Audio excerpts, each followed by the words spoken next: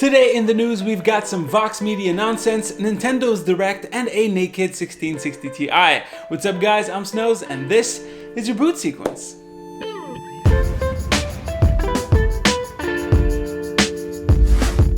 Let's get started with The Verge. As you might already know, a few months ago they posted a terrible PC build where there were mentions of tweezers, braces, Allen wrenches, and where a whole tube of thermal paste died. They started by removing the likes, dislikes, and comments, and then removed the video entirely, but most of the reaction/parody videos remain. Well, it seems like The Verge wasn't done with this whole situation, and they tried to take down what is, in my opinion, the best video to come out of this situation. Lyle from Bitwit put Kyle's channel in jeopardy because Vox, the company that owns The Verge, copyright striked Kyle's channel in hopes to silence him. While the video was down for about a day, Kyle kept updating us on the situation. Thankfully, YouTube was quick-ish on their feet and sent a warning to Vox Media to let them know that the copyright strike should be reconsidered.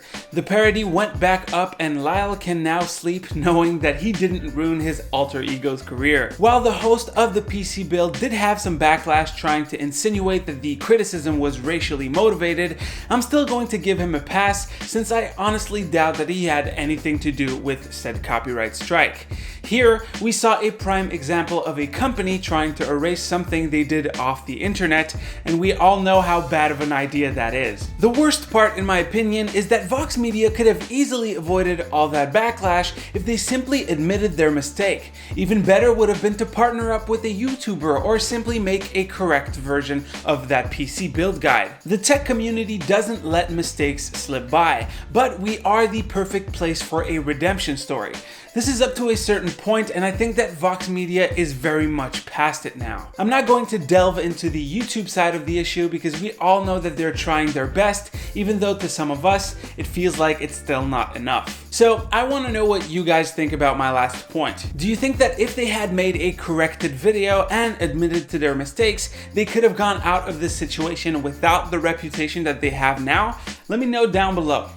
Next up, Nintendo announced some cool new stuff during their Nintendo Direct on Wednesday. First was Super Mario Maker 2, and while I honestly thought that Mario Maker was a completely useless title, I'm kind of tempted to get it now. After watching some YouTubers trying to complete some troll levels, it made me realize that I want to try it, and I'm glad a version of the game is coming for Switch. Then we have the Super Smash Ultimate 3.0 update teaser, where we learned absolutely nothing except that it's coming in April.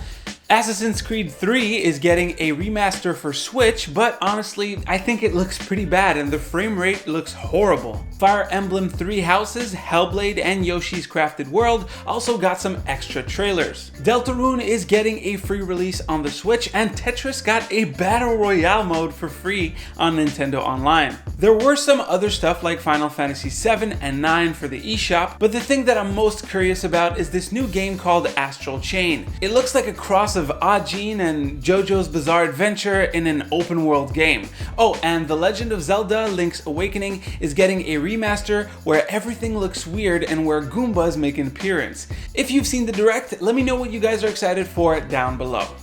And lastly, in some hardware news, the GTX 1660 Ti's PCB has been leaked showing the TU116 chip in all of its glory.